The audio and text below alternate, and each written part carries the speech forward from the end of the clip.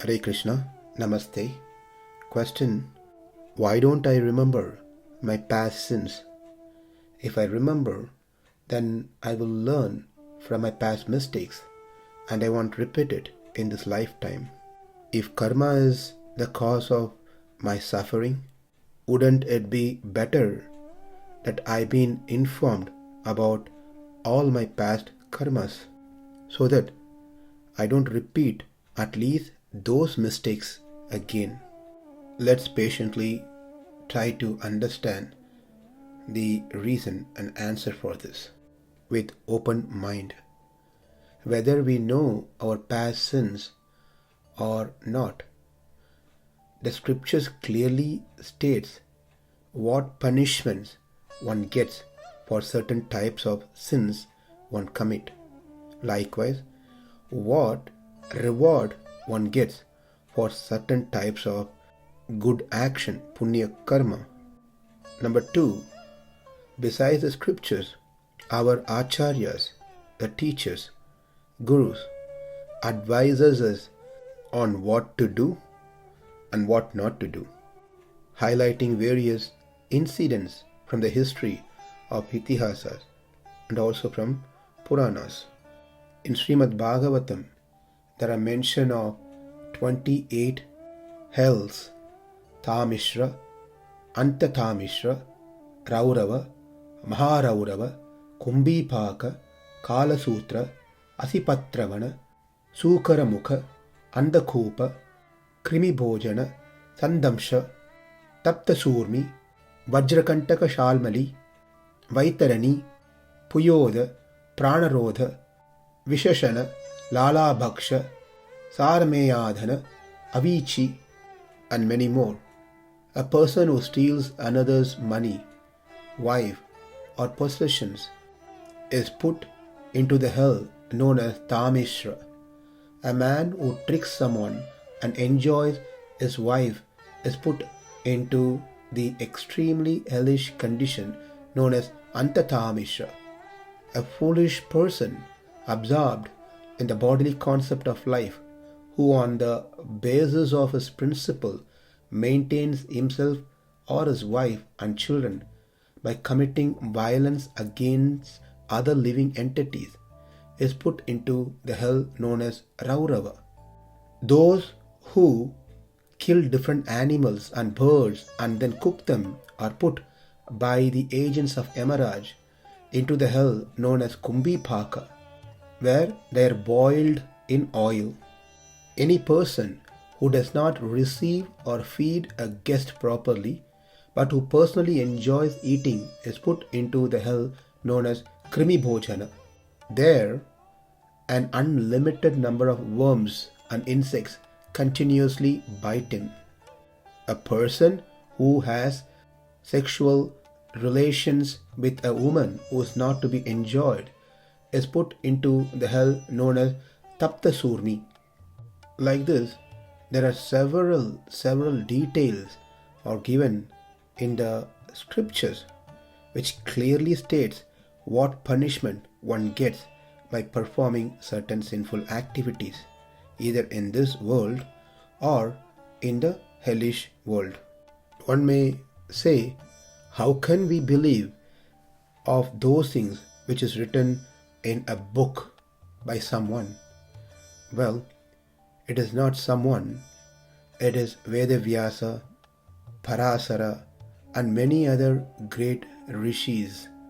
If they have not written these things, we will have no idea even about God. It is only through the scriptures that has been kindly provided by sages like Vedavyasa that we are able to learn little bit about God, about ourselves, who we are, about the processes that involves to connect the Jivatma and Paramatma, and about the details of how to get rid of the karmas and how to attain the supreme spiritual abode. One may say, to know God, I can simply go to temple. To pray to God, I can simply do some pujas. Why I have to go through the books written by Vedavyasa? We must know even about temple, about those pujas, about whatever we are trying to do spiritually little bit from whatever we have seen and whatever we have heard through our friends or priest, etc. It's all actually coming from the great sages like Vedavyasa. We cannot simply only accept certain part of his literatures and deny the others. If we want to get cured from any sort of disease, then we have to follow the complete instructions, prescriptions that is given by the physician. I cannot be selective what I wanted from the instruction given by the doctor. Likewise, if we want to find a complete solution for all the problems in our life, then we better accept everything that has been given in the scriptures, which is just for our own well-being. I cannot simply say that I will take this and I will omit the other part of the scriptures. Let's first understand that the problems that we are facing has been already warned to us in the scriptures by the acharyas. We can avoid doing those sins rather than later saying, why am I suffering? Another reason to understand on this topic is the Lord wants us to grow, mature spiritually, rather than simply saying, I need proof. I need to see what mistakes I have done. I need to know the details, etc. If someone is basing their faith on seeing, then that faith is of lower grade. Because many things in our life are adrishta, not drishta. Drishta means that which can be perceived by our senses. Adrishta means that cannot be perceived simply by our senses. But that doesn't mean they don't exist. Many things that we do in our life gives result, not immediately, later. And there are certain things which we do in our life gives immediate result. Based on the degree of sin that we do, the result may be drishta or it could be adrishta. If I walk on the street, I punch someone on their face and the reaction is going to be drishta. If I give some donation to an orphan organization, then the result is going to be adrishta. We don't see the outcome of what we have done immediately, but the result will be bestowed upon us at one point of time, maybe this lifetime or in the future lifetime. That which are drishta perishes very soon. That which are adrishta remains for a longer period. Therefore, we have to have complete trust in the Vedas, in the Puranas, in the Itihasas, in the Dharma Shastras. For example, if a friend tells us, do not eat that, it is poison, I simply have to have that complete faith in that friend and not consume that food or that drink. We need to know that friend is my well-wisher. He is not going to say anything wrong to me. Likewise, our acharyas, our gurus, the scriptures are well-wishers of mankind. They are not going to misguide us by any means because they do not get benefit out of it. It is actually us who get the benefit if we follow their good advices. If someone says, how do I know this friend is a good friend of mine? When if you don't even know who is good and who is bad, then there's a serious problem. Then one is in complete illusion. But just to answer that question, we never seen Vedavyasa demanding anything from us. We never seen any great acharyas and gurus demanding anything material from us. All they are looking for is some spiritual progress by studying their scriptures, by listening their instructions. Their focus is mostly on our Atma, nothing to do with the body, even though at times they mention about body, that is also to just keep the Atma and body, Sharira, together to perform devotional service. So the reason that we are not given the information about the past karma is also for us to spiritually grow, to strengthen our faith in God, in the scriptures. Let's take another example. When we have some illness, we go to the doctor, and then the doctor does some lab work on us. The blood tests, scans, many kinds of tests to diagnose the disease. Sometimes they are able to find the cause of the disease. Sometimes they are unable to do so. Irrespective of either cases, they give some treatment. And we do not question the doctor that I'm not going to take this treatment, this medicine, until I know the cause of this illness. We simply accept the doctor, we trust the doctor, and we accept the treatment. If we don't accept the treatment, the doctor is not the loser, rather it is us who will be a great loser. When it's come to our life, when it comes to God, we say, you have not told me the cause of my suffering, the root cause of my problems that I'm going through now. Here we question, over there we accept. The simple theory is that cause and effect must be on the same person. Cause cannot be on person A and the effect cannot be on person B. It cannot be two different people. We also have to logically think. If God has to tell us about our past sins, where would He start from? Because the karmas are anadi.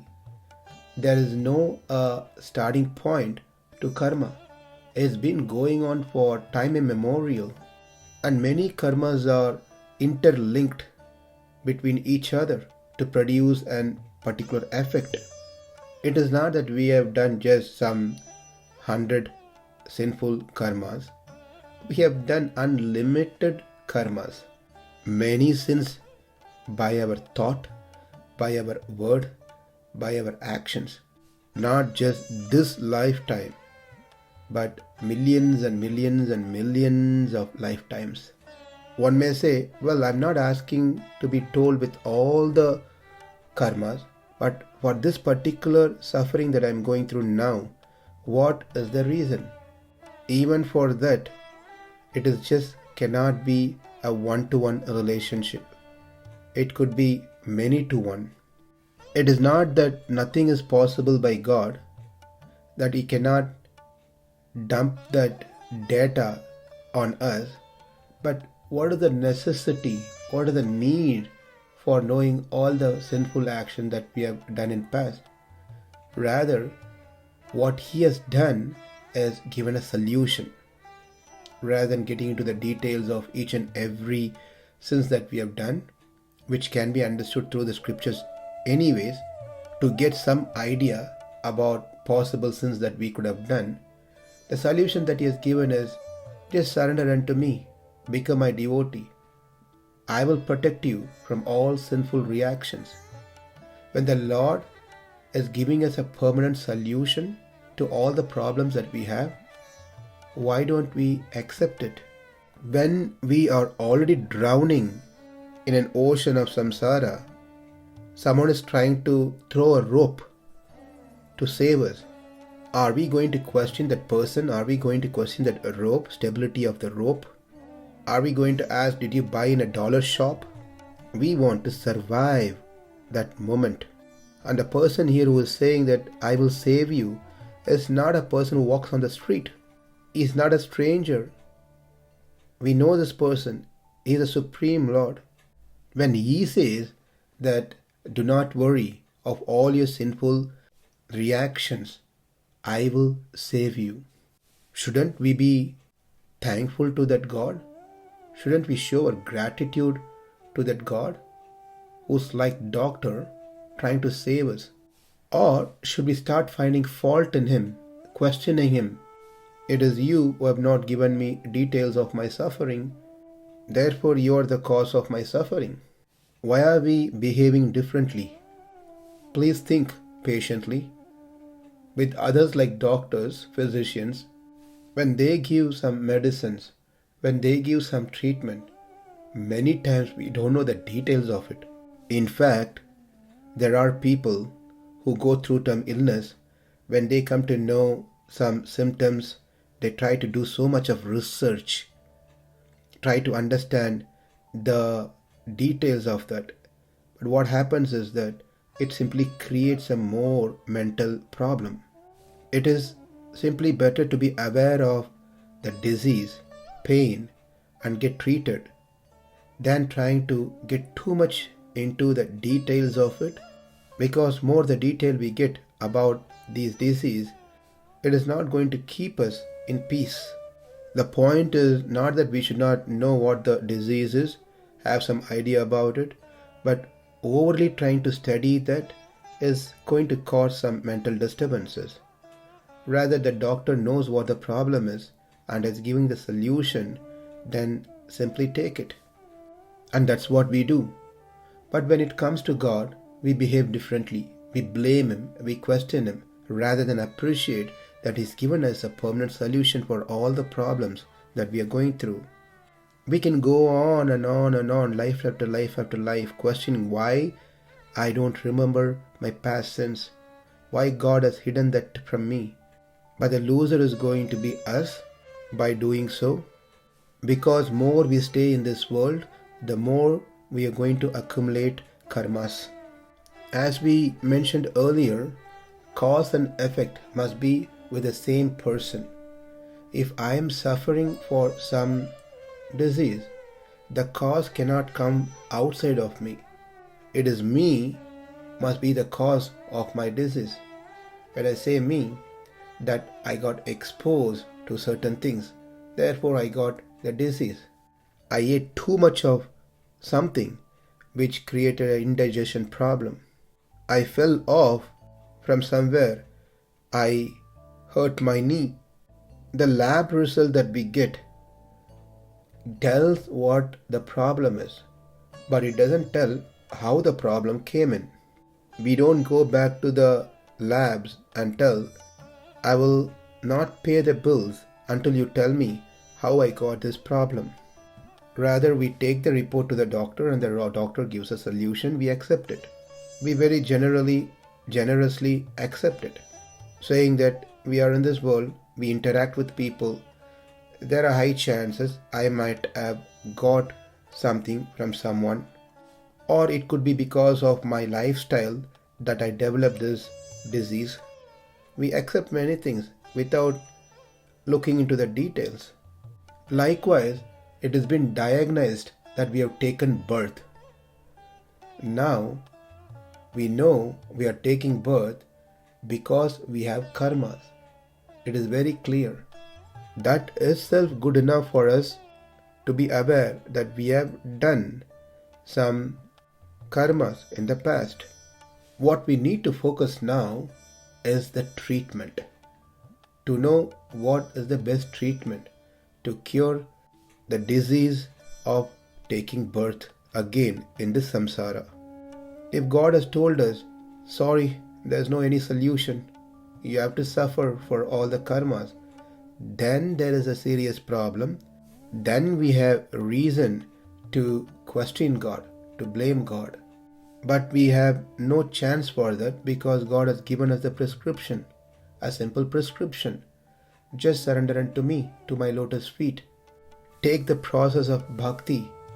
Your disease will be cured and you can come to my abode where there is no disease, where you don't need to suffer by any means. So most of us, rather than focusing on the treatment, we are focusing on the cause of our problem. One may say that, well, I work in a company to find the root cause of problems that we have. It's called RCA, root cause analysis, so that in future we don't repeat such mistakes. Likewise, why don't we know the root cause of these problems that I'm undergoing in my life? Well, we already discussed. The problems have been mentioned. By doing these things, you will get into problems. It's told in the scriptures. It's told by the acharyas. So avoid carefully doing those mistakes.